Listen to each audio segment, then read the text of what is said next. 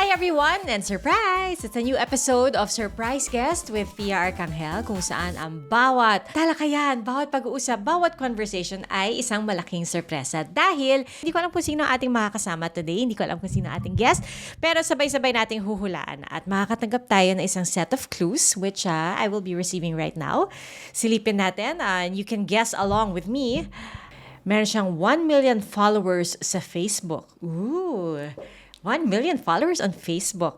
877,000 followers on TikTok. Wow, napaka-ano naman ito. 97,000 followers on Instagram. Pinakamaliit na big star ng GMA. Little person with the biggest dreams. Parang alam ko na kung sino ang guest natin. Naging nanay, naging prinsesa, naging CEO ng kumpanya, at ngayon isang abogado. Alam ko na kung sino to. I'm guessing ang ating surprise guest for today is Attorney Lilet Matias, otherwise known as none other than Joe Berry. Tama ba ako? Is that you, Joe Berry? Yes, sorry, ako po. Hi, Joe Berry! Uy, grabe, ang dami mo namang followers sa FB, TikTok at Instagram, ha? Bago nga lang po yun, parang kakahit ko lang ng 1 million sa Uy, Facebook. wow! Congratulations! Thank you Naku, po. si attorney may 1 million sa Facebook. Yes. Thank you po. Uy, naku, it's so nice to finally have you on the show dahil lagi naman kitang nakikita, sa mga events. Tapos, of course, sa TV, lagi kitang nakikita on TV. Pero ngayon lang tayo magkakaroon ng chance na makapagkwentuhan at mag-usap. Ang dami kong questions for you. Kasi, alam mo, Joe Berry, lagi kong napapanood yung mga interviews mo. Tapos, parang napaka-inspiring talaga ng kwento mo. Ilang years ka na ngayon sa showbiz? 6 years na po ako sa showbiz. Uy, tagal na rin na. Oh, ako naman tagal na nun. Pero hindi, parang bilis sa 6 years. Kasi, po. so, ibig sabihin 6 years since nag-umpisa ang Onanay. Oo. Yes. Kasi Onanay talaga ang first serye mo. Yun talaga po yung nag-start na nagtuloy-tuloy na. Pero I started po talaga yung first ako na acting project was Magpakailanman way back 2016. And isang episode lang po ako doon. So doon po nag-start. Tapos they told me na nung napanood nila ako sa My Little Wife po kasi yung title ng episode ng NPK na yun. Yung mga creative team is nagsulat sila ng story for me. Yun na po yung nanay after. Doon po nila ako tinawagan nung sinabi na papayag ka ba na gawin mo tong teleserye. Doon po nag-start. Uy, I didn't know na ang Onanay ay sinulat talaga with you in mind. Dahil sa naging performance mo sa MPK, ibig sabihin ganun ka-intense yung performance mo na sobra silang na-impress. Sa tingin ko po, kasi parang yun po yung first time. Ang sabi po sa akin ng creative team, parang yun ang first time na nagkaroon ng little person na girl na nagkaroon ng a very serious role. So, naisip nila na ay possible din na maging teleserye. Kasi nga po, di ba yung MPK is derived sa true story ng little person. Nag-audition nga po ko doon. Wala naman po akong acting experience. And parang there lang talaga siya. Kaya ako nag-audition. Hindi ko naman akalain po na ibibigay nila sa akin. Tapos nung nandun na, tinanong ko nga po, papaiyakin po ba ako? Kasi hindi ako marunong umiyak. Tapos wala akong experience with acting. Tapos ayun, nagtuloy-tuloy na nga po. Sino yung nag-dare sa'yo na mag-audition ka? Ay, yung kuya ko, kasi po ang story nun is nag-opisina na po kasi ako ng time na yun. After ko na mag-school, nag-apply po ako for a job. So, office girl ako nung mga panahon na yun. Very busy day. Tapos parang hindi ko na maalala yung dahilan pero parang very bad trip ako. Parang heavy yata yung mga work that day. Tapos papunta ko sa locker ko, nakita ko yung message ng kuya ko na inaasar niya ako kasi yung papa ko po is the president of the Little People Association ng Pilipinas noon. Tapos meron pong Facebook page and yung eldest brother ko is yung admin. So merong nag-i-inquire po dun sa page na kung meron pong ganitong age na little person and may ganitong qualification kasi we're looking na maghanap ng actress for MPK. Tapos yung age, kasi yung age parang kasama ko, parang isama dun na hanggang ganun pa lang yung edad na little person na kilala ni kuya. Tapos sabi niya, pwede ka sana dito, kaya lang wala akong pleasing personality. So, tapos pag-uwi ko, sabi ko sa papa ko, pa, mag-audition ako sa GMA. Tapos yung papa ko, takang-taka, saan? Bakit? Kasi Yung wala po akong experience with acting, never akong nag-audition for an acting role. Sabi ko, hindi pa, gusto ko lang talagang matry mag-audition. Yun lang yung aim ko that day. Tapos sabi niya, sige kung gusto mo, takang-taka siya. So wala akong sleep, pumunta po ako ng GMA, nag-apply ako. Pagdating doon, yung mga pila, lahat sila may experience na sa acting, lumabas na sila sa TV4. Tapos parang ako inisip ko, hala, oo nga, anong gagawin dito? Tapos tinatanong ko yung PA, sabi ko, ano po bang gagawin pag nag-audition? Ako ba o sasayaw? Sabi ko nun, sabi hindi, may ipapabasa lang kami sa'yo, tapos titingnan nga kung parang VTR po kung kaya. Kung kayang mag-deliver ng lines. Tapos ayun, pagkatas ko po ng audition, pag-uwi ko, yabang ko na sa kuya ko na, sabi ko, nakapag-audition na ako, na-try ko na. Isang beses sa buhay ko nagawa akong mag-audition. Tapos after ko, binigay nila sa akin yung role. Wow! Dapat nung nakuha mo yung role, sinabi mo sa kuya mo, ayan, may pleasing personality kaya Sabi ko ako. nga, ayun po po na yung binigay sa akin. Sabi ko, pag ako talaga kuya sumikat, huyo ka. Yun yung asaran. Sabi ko, pag ako talaga kuya nakita sa TV at nagustuhan nila. Kasi wala, pati yung family ko wala pong idea kung ano bang kalalabasan. Kasi hindi nga po talaga ako marunong umarte. Wala talagang background na ganun. Parang ang closest ko lang po na masasabi na naging experience ko with acting is ng grade school na try ko. Pero hindi ako yung umaarte. Ako yung nagsulat ng story. Ako yung nag-direct. For a Ah. class lang naman. So sabi ko parang school play lang siya na hindi nga siya super big na school play. Parang group play lang siya for one subject sa school dati. So sabi ko yun lang yung closest. Pero sabi ko at least na-try ko kasi marami rin ako nakakausap na kay friends nga po ni Papa na nasa industry sila, na-try nilang ganito. So ako na-excite din. Gusto ko ako din, matry ko man lang kahit isang beses. Wow! So, pero never mo ginustong maging artista? Never po. Parang hindi siya Oh. talaga nag-cross sa mind ko na gusto ko someday makita ko sa TV or gusto kong maging actress.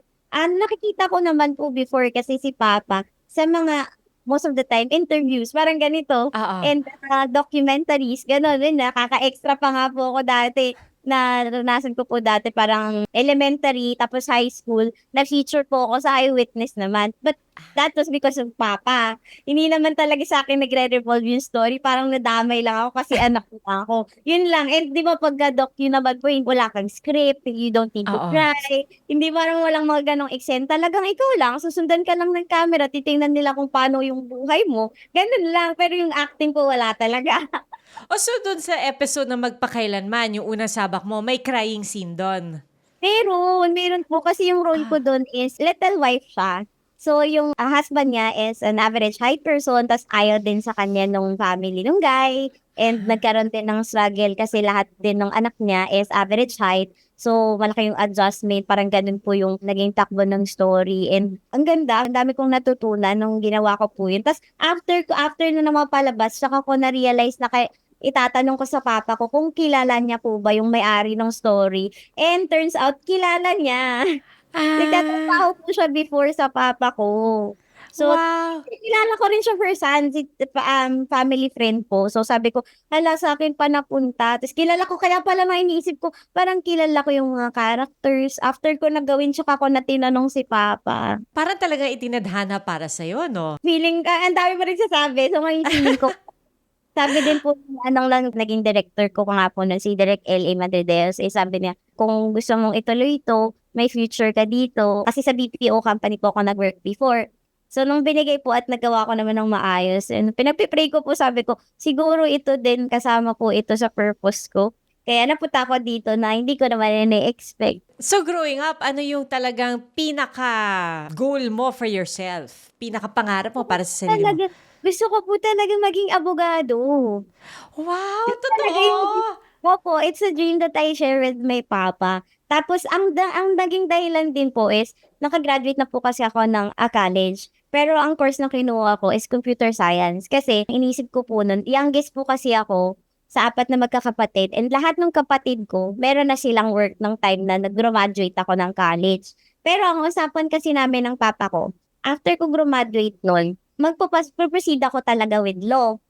Nakita ko po no'n nung time na yun in demand po ang call center industry, ang IT. So, ang goal ko, sabi ko pa kasi gusto kong magtrabaho muna bago ako mag-proceed sa law. Kasi ayaw ko naman po na ako na lang yung cargo ng parents ko. And alam ko mahaba po yung pagdadaanan kapag nag-law ako and syempre kailangan talaga ng money. Ayoko naman na sa akin na lang magugol yung time na maghahanap buhay sila to put me to school pa ulit. So sabi ko, pag gusto ko matry mag-earn ng money. So pagka-graduate ko nung college na yun, nag-work po ako sa BPO na nagsisave up na ako para mag-school ako ulit for law. Tapos dun po nag-start na napunta po ako sa showbiz. Kaya hindi ko ba natuloy yung pag-aaral ko ulit. Uy, Pero kung paalam naman ako, sabi ni Papa, sige, kung gusto mo muna matry, kasi nga, syempre yung opportunity po na yun, isang beses lang naman dadating. And nandun na siya. So sabi ko nga, kung magpa-proceed naman ako with law, andun pa rin naman yun. Tapos nakagraduate na din ako ng first course ko. So ako na lang din po magde-decide. Kaya nung binigay din po nila yung role ng Lelet Matias sa akin, sabi ko, siguro binibigay ni Lord para makita ko muna kung talaga bang gusto ko siyang ipagpatuloy. Parang, role play muna. Yan oo po nga. yung isip ko. So sa paggawa mo ba ng Attorney Lilat ngayon, lalo kang na-inspire na maging lawyer? Opo. Siyempre malayo pa rin po sa totoong buhay yun. Yung ginagampanan ko pa lang ng character ngayon. Pero may para kung sneak peek na po for me. So parang mas nagiging interesado po ako. Ay, ang galing, no? Tsaka bata ka pa, Joe Berry. Pwede ka pang mag-law school. Di ba? Tsaka wala namang pinipiling edad ang law school. Wala namang ano yan eh. Wala siyang cut-off or anything like that. So kung gugustuhin mo, pwedeng-pwede pa. Yes. Opo, yun nga din may isip ko na sabi, sige, ito muna kasi hanggat gusto pa naman po ako ng mga tao, yung binibigyan pa ako ng opportunity ng GMA with a very good story naman po lagi yung nabibigay sa akin and very inspiring. So sabi ko, sige, ito muna, dito muna tayo, isa-isa lang. Alam mo, pag nababanggit mo yung papa mo sa mga kwento mo, parang I can tell na very close relationship kayo. All throughout yung growing up years mo ba, ganun ba talaga? Would you say na ikaw ay daddy's girl? Yes, I can say po na I'm a daddy's girl. Pero naman, close din po ako sa mama ko. Pero kasi sobrang daling kausap ng papa ko and lahat, naalala ko, lahat ng naiisip ko noon na parang hindi ko maintindihan. Ang dali-dali ng mga sagot sa kanya. Lagi po yung tinatanong sa mga interview sa akin and kahit sa school, nung nag-aaral pa ako nga, syempre, unique po ako. And naman ako po yun sa kanya. So, hindi, pinagpapasalamat ko po lagi yun kasi hindi ko naranasan yung part na na-confuse ako kung bakit ako ginawa na ganito, nakakaiba ng Diyos. Kasi nakikita ko po yung papa ko na kung paano siya mabuhay na hindi niya ginagawang hindrance yung pagiging different niya. And ganoon din po yung eldest brother ko kasi pareho kami nagmana kay papa na may dwarfism po. So, yun lagi isa sa pinagpapa-thank you ko na thank you kasi available yung papa ko with may questions ako lagi regarding little people, mga ganun. Kaya di ko po naramdaman yung stage na ganun na, ala, bakit ako ginawang ganito? Wala po kong ganun growing up kasi nga yung papa ko laging nandun. Oh, lagi siyang may words of wisdom. Opo, words of wisdom. And as well, minsan hindi ko na kailangang itanong kasi nakikita ko na kung paano niya ginagawa, kung paano siya nabubuhay. So sabi ko, no, ganun lang din yung gagawin ko para okay ako, para kaya kong sumabay, kaya kong mag-function na hindi ako nakakaabala sa iba, kaya kong magawa yung mga tasks na, syempre, hindi po unlike other people na mabilis, but I'll get it done din in a different way. Ilan ba kayo magkakapatid, Joe Berry? 4 po kami magkakapatid and I'm the youngest.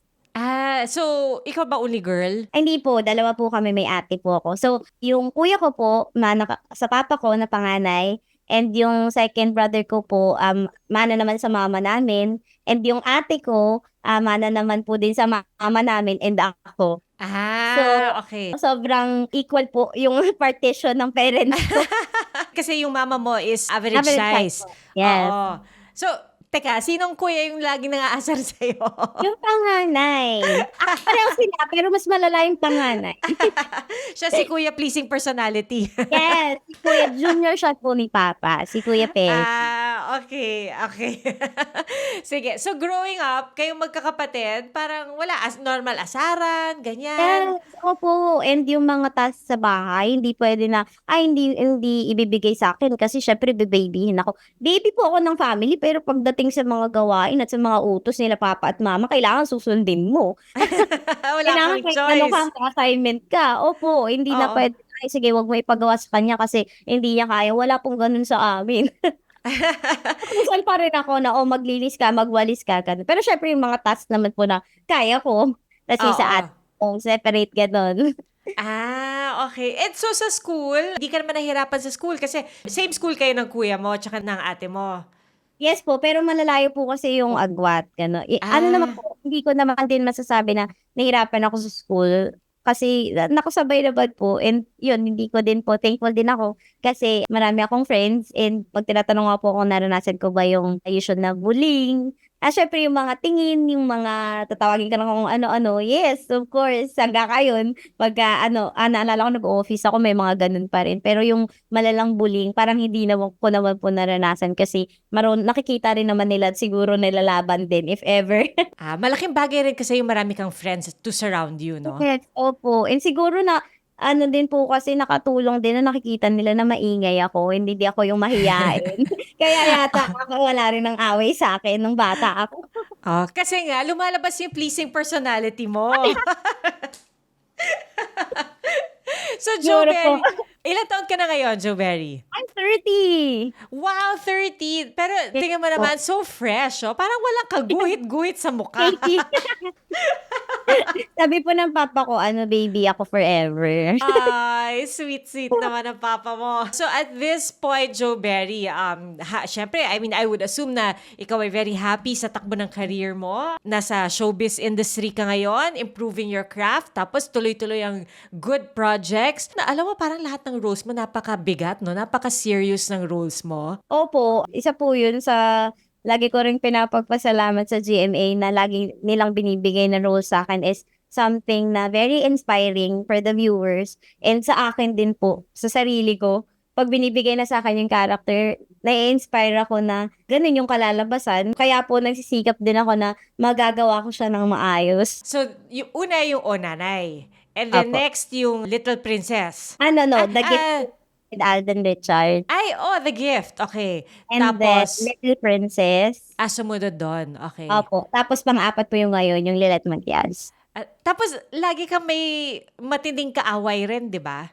Opo, laging yung mga gustong magpahirap sa buhay yung Oo character. nga. Si Cheryl Cruz. Yes.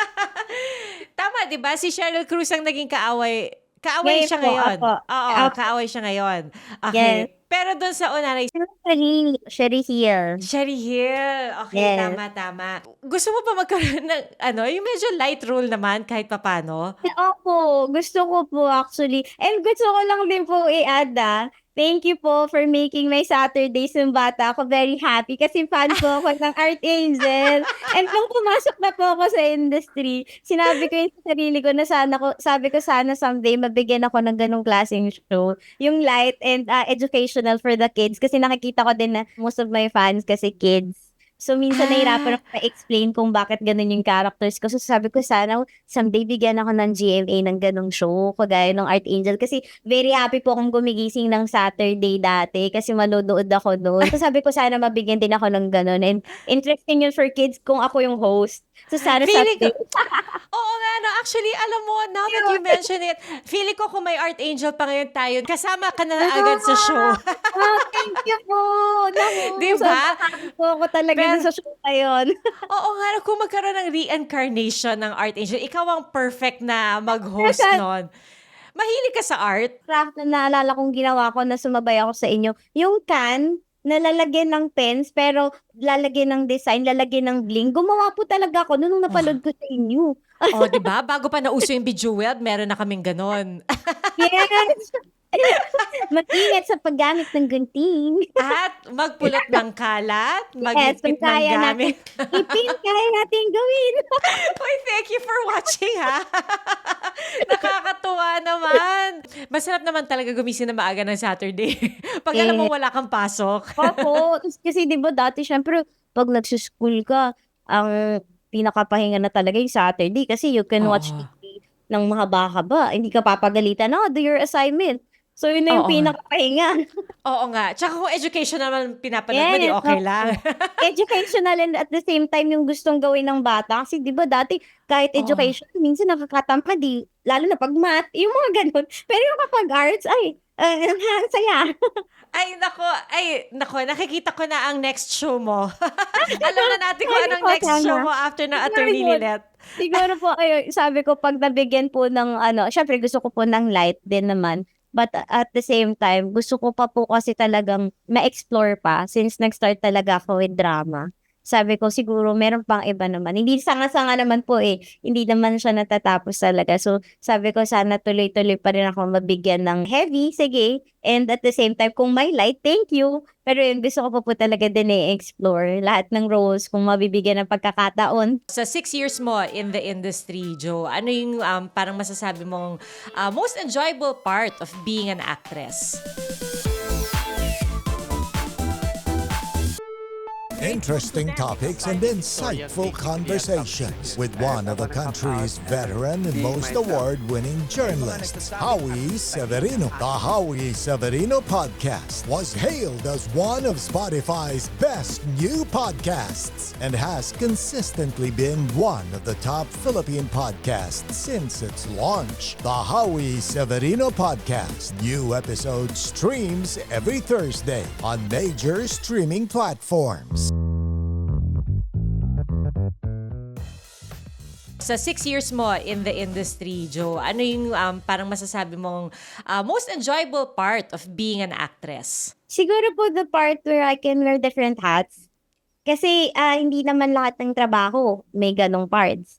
And hindi rin lahat ng tao makaka-experience na, sige, ito ka muna. It's not that I don't want to be Joe Berry, pero kasi nakaka-enjoy siya na kailangan ko mag-play as nanay na wala naman pa naman po ako experience with. Kailangan ko maging CEO. Kasi aaralin ko rin. So, ganito pala yun. So, natututo din ako. And kapag nandun na, pag uma-acting na, ang saya sa feeling na ibang tao ka, na ikaw yung character na yun. So, siguro sabi ko po yun yung best part na dati hindi ko naman nakakita na, siguro gusto ko maging ganun. Parang wala. Tapos na-experience ko, ito pala yun. Ganong feeling po ako. Tama ka, no? Pag kung hindi mo pa na-experience in real life ang isang particular role, like being a mother, ganyan, anong preparation mo doon? Ano yung paghanda mo? Research? Magtatanong ka ba sa mga kilala mong abogado or CEO? Ganyan? Yung sa pagiging mother po, tinignan ko lang talaga yung mama ko. Nag-observe ako sa kanya. Ba't pa tayo lalayo? Ganun. O, ba't pa ako lalayo? Kasi nga nung time po na yun, nung nanay, kasi wala naman po ako talagang proper workshop talaga with acting. So, nung time na yun, parang ang kausap ko lang yung acting coach ko. And kapag umuwi ako, ang dami po kasing pinagdaanan nun yung first role ko na yun. Ang dami niya talagang pinagdaanan na sobrang far from me. Na talagang hindi ko masasabi na nasa 1/4 man lang ako ng emotions na meron siya. So, yun talaga. Since first nga yun, and ganun po katindi yung role na yun, ang dami niyang pinagdaanan. Doon talaga ako nagkaroon ng struggle. Pero halos lahat din with acting, doon ko rin natutunan. So, pag ganyan po na mabibigyan ako ng characters, yun, research po talaga. And kapag may mga kakilala ko na, yun talaga yung trabaho nila or yun talaga yung naranasan nila, doon, nagtatanong nga po ako. O kasi kailangan rin, no? Hindi pwedeng basta sabak lang or Yes. basta, hindi naman Hirap kasing po. simple as reading the lines lang yun eh. Opo, ang hirap. Pag ngayon po sa Lelet Matias, minsan ang kulit-kulit ko na kasi may mga terms po minsan sa script namin na, syempre, hindi siya the usual na makakapagsalita ka lang na pwede mong baliktarin basta nandun yung thought. Especially pag sa courtroom. So pag hindi, ang nangyayari po is pag hindi ko siya naiintindihan as me, nagtatanong muna ako kasi para mahimay ko po. Kasi hindi ko siya kayang sabihin nang hindi ko siya naiintindihan. So paano ko rin, kasi ang isip ko po nun, paano ko rin mapapaintindi dun sa mga viewers what I'm trying to say. Kung ako mismo, hindi ko siya naiintindihan, especially low po siya. So, doon ako talaga maingat. Kaya tinatanong ko po muna, pag hanggat hindi ko siya naiintindihan, hindi ko po siya sinasabi. So, tinatanong ko, Derek, paano po yung ganito? Tapos kasi, meron din po kaming lawyer na On kasama set. sa courtroom. Oo. Opo. So, pag may mga simple questions lang or kapag nandun nga sa script, tinatanong ko po talaga muna so that I would understand it first bago namin gawin, bago ko po sabihin as Lilet. Kaya dun po ako maingat kasi nga, syempre, hindi siya madali. Pagiging artista is hindi lang masasabi na artista ka lang. Na-realize ko din po yung nag-start ako, sabi ko, hindi pala dapat na maganda ka lang or magaling kang magsalita dito. Kailangan talaga din ginagamit mo yung utak mo and naiintindihan mo, na-embody mo kung sino yung character mo. Hindi siya pwede na sabihin mo na lang kasi yun yung nakalagay. So, para maging effective siya, dapat you understand it din sa sarili mo. So, syempre ikaw, meron ka mga questions, tapos tinatanong mo yung mga experts on set, pati yung production team. Does it work the other way around too? Yung prod team ba, minsan nagko-consult din sa'yo? Kasi syempre, halimbawa, sa Onana, yung mga concerns ng issues or challenges na kinakaharap ng little persons, kinoconsult din nila sa'yo yun?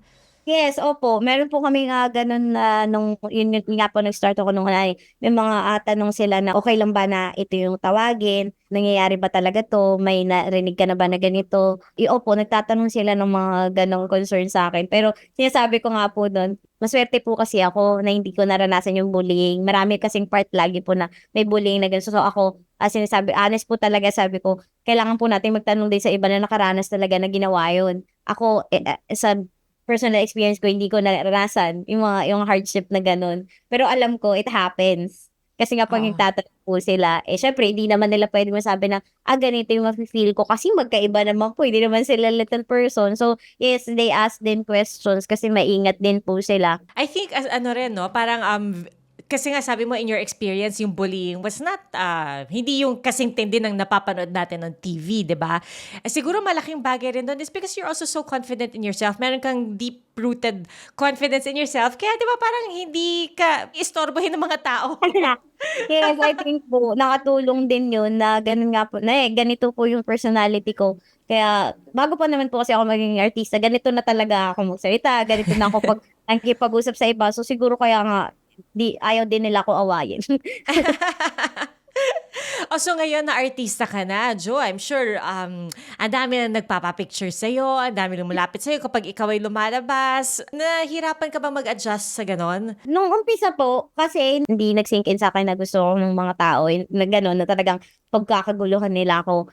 May nangyari po before na may mall akong pinupuntahan nung high school ako, nung elementary, high school, ganyan. Nung nag-artista ako, nagpunta ako doon kasi may bibilhin ako. And sinabihan ako ng kuya ko na, huwag na lang dyan, maghanap ka na lang ng iba kasi medyo magulo dyan, ganyan. Hindi po ako naniwala. Umabot sa point na kailangan kong tawagan lahat ng friends ko na nagtatrabaho doon sa mall na yun at sa malapit doon para lang to save me. Kasi nga, ang dami na punta ako. Wait, alam ko naman po na hindi naman nila minimean to harm me. Pero pag ang dami na kasi, hindi, syempre, hindi naman po ako pwedeng tumakbo with Via. Hindi ko sila pwedeng takbuhan. So, pinagkakaguluhan na. Kailangan ko ng, humingi ng, humingi ng Ng tulong. backup? Kasi ako dun sa mall. Yun, kasi hindi Oh. nag-sink in sa akin agad na ganun na ako ka-famous. Ganun na ako gustong makahalubilo ng mga tao. Kasi Yung lahat sila gusto magpa-picture, yes, no? opo, and hindi niyo po maiiwasan yung may mga kurot-kurot. So, kahit hindi na Ah, namin meaning to harm you, medyo masakit ang mga hatak-hatak.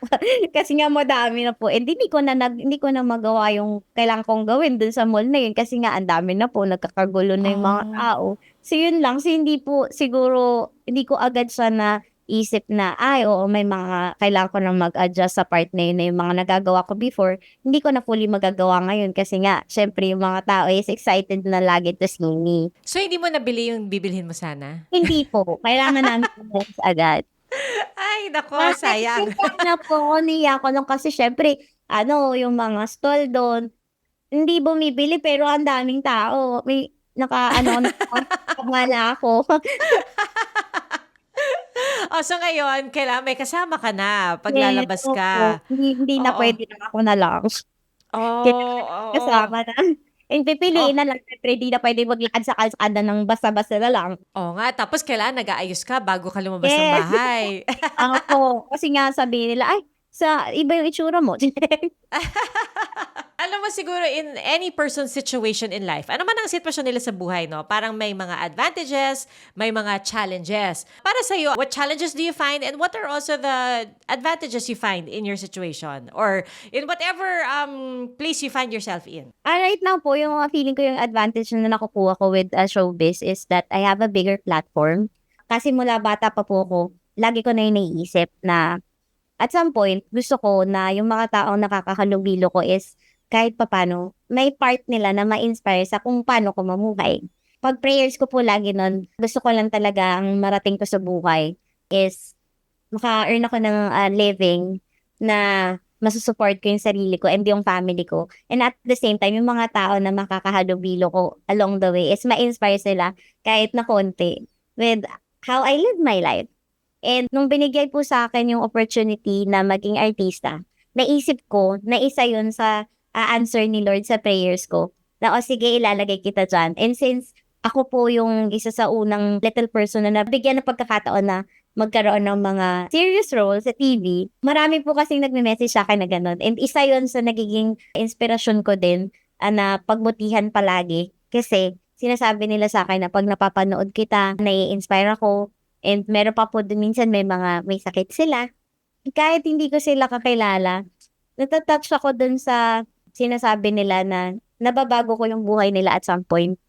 Na ako naman, ginagawa ko lang po, syempre, trabaho to sa akin and at the same time, nai-enjoy ko siya and mahal ko yung ginagawa ko. And yung nagiging bunga is nakaka-inspire ng mga tao. So feeling ko yung po yung isa sa pinaka-advantage ko for being in the showbiz industry. Wow. And it's so nice to see na meron kang bigger picture in mind. Hindi lang yung magtatrabaho ka, pupunta ka lang taping. Hindi lang yun yung trabaho mo in your mind, di ba? Parang there's a reason you're there and that is to use your platform, which is exactly what you're doing. Sa ngayon, ang dami mo ng followers and that's just the beginning, di ba? Lalaki pa yan, yung 1M on Facebook.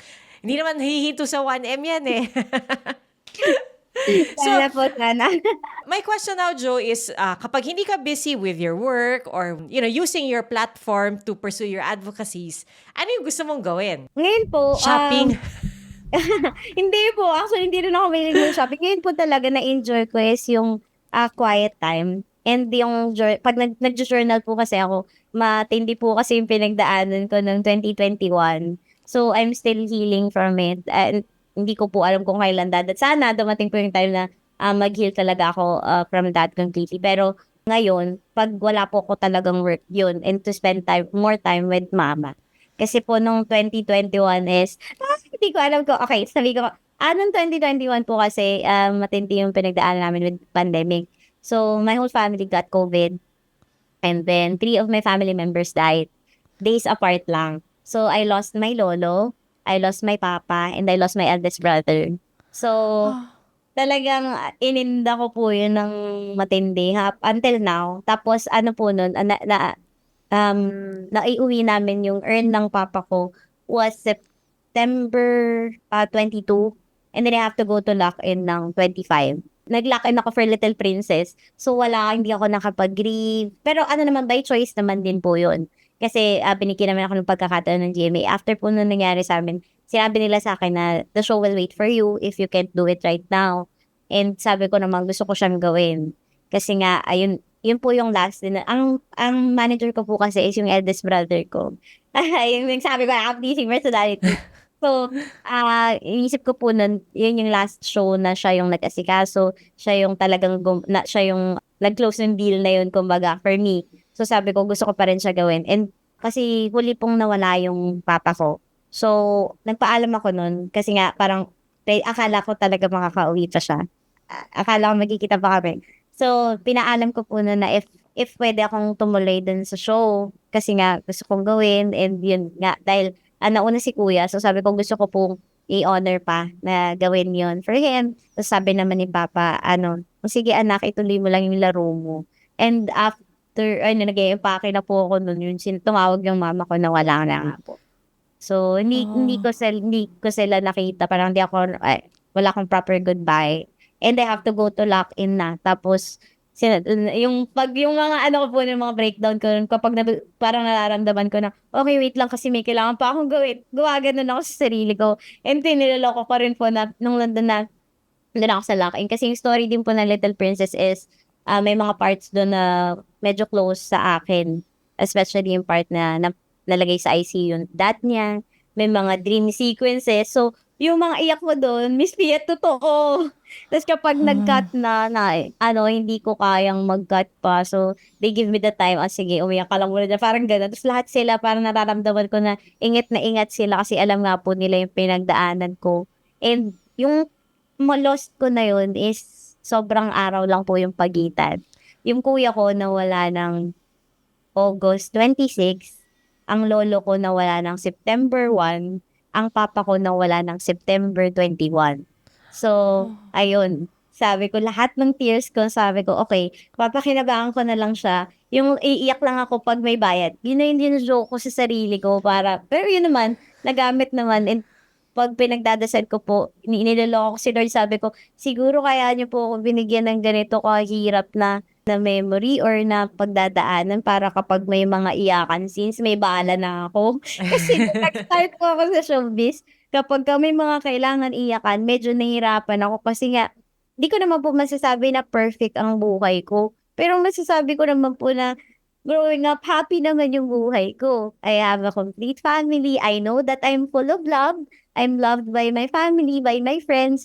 So sabi ko, saan ko nga ba kaya huhugutin yung mga luha na yun? So, nung nangyari po yun sa family ko, sabi ko, siguro binibless din ako na, ito mo, para may mga iiyakan ka na.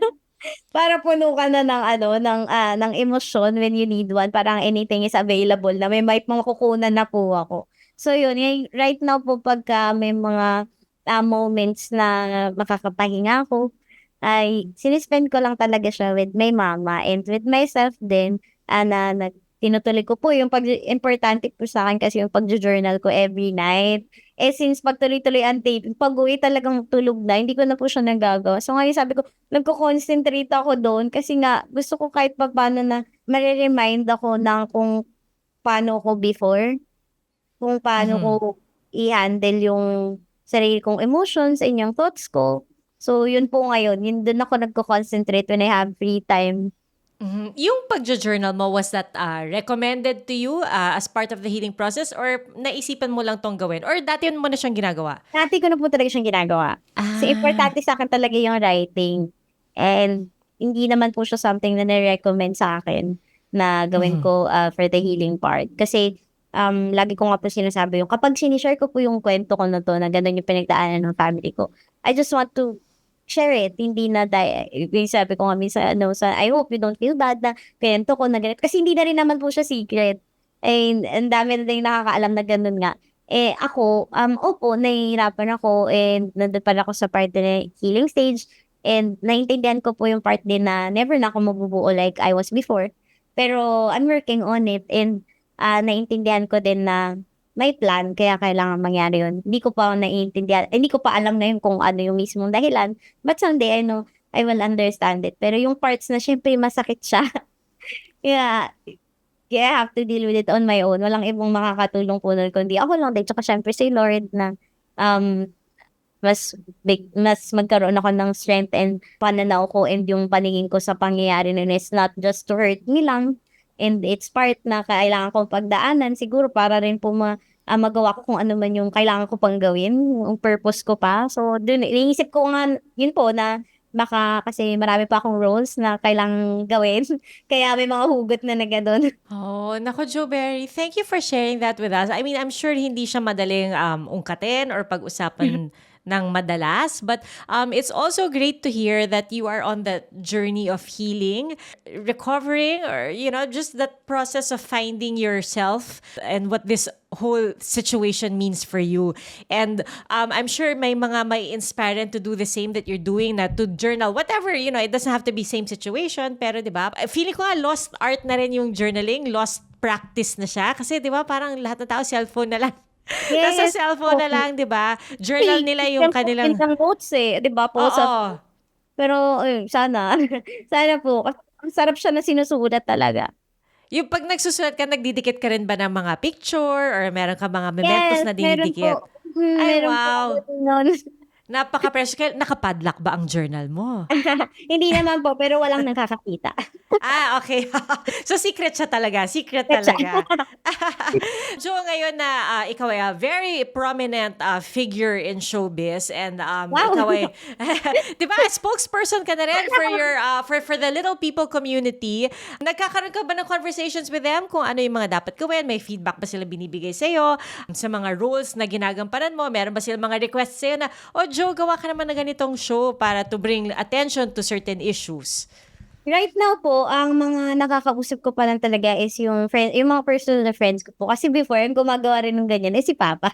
Si Papa yung nakikipag-meeting sa kanila and yun nga, mga feedback. Since marami rin po sa kanila na family friend na namin, mga ate-ate ko, mga tito-tito. Yun po yung mga nakakausap ko lang regarding doon sa mga roles na nagagawa ko. Pero like proper meeting, wala pa naman pong ganun. Hindi mo po namin nagagawa. Before kasi si Papa yung gumagawa po nung ganun Oo. sa kanila. Siguro sa kanya mo rin naman na yung pagiging outspoken mo, no? I think. Kanya nga din po. Oy, nako, Joe, thank you so much for sharing your precious time and your stories with us. We know you're very busy at rest day mo ngayon, pero ikaw ay nakipagkwentuhan pa sa amin ngayong araw. We truly appreciate it. Before we wrap things up, meron kaming inihandang game para sa'yo. Siyempre, dahil day off mo, edi relax tayo ngayon. Yes. Okay, basahin ko lang yung mechanics ng game na to. Okay, sasagot ka in character ha. Either bilang si Attorney Lilet, bilang si Onay from Onanay, bilang Princess na isang CEO of a company. So, magtatanong ako, tapos pipili ka, sabi mo sa akin kung sino yung sasagot. Whether si Attorney Lilet, si Onay, or si Princess ang sasagot sa tanong. Okay? Okay Baka po. ma-shock ka sa mga tanong. Naku, first question pa lang. Eto na, first question, kamusta ang love life ni Joe Berry? Baka si Attorney sumagot. Well, ano po, sige, si Princess. Okay. Happy naman po siya. And happy naman yung part ng buhay ko na yun. Pero ayun, ba? So, pag sinabing happy yung part na buhay rin, ibig sabihin kasi may something. May iiwan na po natin doon. May something, may Kaya someone. hindi pa natin masasabi ngayon na hindi po kasi clear ngayon for me. Parang feeling ko, wala pa ako doon sa state ngayon na I can really commit to something since I'm still figuring things out for myself. Pero happy naman. Nakakakilig naman. So parang ano pa lang yun, early stages pa lang of ano. Diba? Lagay po natin doon. We will leave it at that. Thank Kasi you. we will invoke na your right against self-incrimination. Self-incrimination. O paano naman? Sinagot. Oo nga. Eto, paano daw magalit si Joe? Naku. Si Onay ba Onay sasagot na lang nito? po. Opo, si Onay na lang po yung sasagot. Tahimik kasi magalit si Joe. And medyo mahaba yung pasensya ni Joe. So, pagka nagalit siya, next level na yung nagawa mo. Matakot ka na. Kumbaga, pag Apo, nagalit tsaka siya, matakot tahimik ka. kasi magalit si Joe. Pag maingay pa po ako, hindi pa galit. Pero pagka tahimik ako. Okay, gets ko yung ibig mo sabihin actually. Sino ang showbiz crush ni Joe? Oh! Si Onay din ba sasagot nito? Lagay na po, hindi, si Princess na lang po kasi si Princess. Si Ken-chan. Like po, Cute naman kasi ni Ken-chan. yes, No? and very nice pa siya. And Oo. very good actor. So, Nagkatrabaho na ba kayo? never pa. Pero nag-meet na po kami ilang beses na. Ay, Sa mga events. Alam niya na rin Bait po. niya. Na-crush ko siya. Hindi na secret, no? Hindi na narinig. Okay. Ano ang mga ipinaglalaban ni Joe? Pinaglaban nila. Si Attorney Matias yung sasagutin. Ang pinaglaban ko lang po talaga right now is equality. Na magkaroon ng equality sa lahat. Mabigyan ng tamang pagkakataon yung bawat isa. Not just the people na mas mataas. So, sana po yun na someday is, kumbaga ma-implement naman din po. Kasi nga ngayon, nagsimula po yun sa papa ko na yung mga little people is not just for funny roles, for roles na papatok-matukan lang. Kasi, aminin naman po natin, doon naman talaga nag-start. Wala naman pong masama na nakakapagpatawa ka sa television, pero at the same time, sana mabura na po yun na para lang sa ganun ang mga little people. So, sana po maging equal yung pagkakataon. Mag-start po sana na mabigyan din yung lahat ng equal na chance sa lahat ng, hindi lang po sa showbiz, sa lahat din sa work din. Thank you, Attorney Lilet, For for that answer. How about, next question. Anong taste sa damit ni Joe kapag normal na araw? Ano po, yung comfy.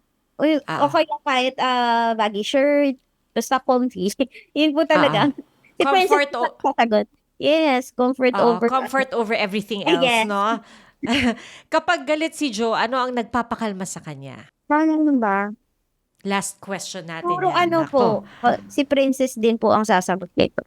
Kasi feeling ko ang pinaka-close po sa personality ko is si Princess eh. So, ang nagpapakalma po siguro sa akin yung iisipin ko kung ano yung magiging kalalabasan kapag pinauna ko yung galit ko. So, yung pag humihinga-hinga muna ako para kumalma, is iniisip ko, okay, ano bang magiging next kapag sumigaw ako dito? So, hindi maganda, kaya hindi na lang natin itutuloy. So, kumakalma po ako. Uy, okay yun May ano ka pa rin, may pause ka. 'Di ba? Importante yun mag-pause para hindi mag-escalate. Yes, lagi po yung pinagbibili ng papa ko every time na alis ako sa bahay. Mula nag-aaral ako hanggang sa nag-work ako sa office hanggang nag-artista ako na be nice, be kind. So, yun na isipin ko muna, nga, kailangan nice, kailangan. Be good, ganyan. Oh, that's great advice. Nako, Jo, thank you so much once again for spending your afternoon with us. Bago tayo magtapos, meron ka bang nais sabihin sa lahat ng mga supporters mo, lahat ng mga humahanga sa'yo, sumusubaybay sa iyong mga show? At pwede mo rin silang imbitahin to catch you on your shows and on social media. Thank you. Unang-una po, syempre, thank you po, Miss Pia, for having me. Ang saya po ng kwentuhan na to. At sabi ko nga po sa inyo, pinasaya niyo ang aking childhood. So, thank you so much. At sa lahat po ng nanonood palagi sa akin, nagsimula ako sa showbiz industry. Maraming salamat po. And lagi niyo sinasabi na na-inspire ko kayo. Na-inspire niyo rin po ko. Maraming salamat at na-appreciate niyo ang ginagawa ko dito sa industry na to. At sana po, lagi niyo tatandaan na walang sino man ang makakapag-stop sa inyo at makakapagsabi kung hanggang saan lang dapat kayo. And sana lagi nyo pong panghawakan yung paniniwala sa sarili nyong capabilities. At thank you po for watching Lilet Matias Attorney at Law. Sana po subaybayan nyo pa yung journey ni Lilet, and I hope na i-inspire po kayo ng show na to, kasi yun po talaga yung goal ko every time na gagawa ko ng isang teleserye or kahit anong shows. So maraming salamat po. Thank you so much, Jo Berry. Thank you. Thank you po, Miss Bia. Thank you so much. See you soon. Thank you po. This surprise was planned by the team of Alan Ebora and Aubrey De Los Reyes, edited by Shirley Paghiligan with the amazing people of GMA Integrated News. Don't forget to like and subscribe. Till the next surprise!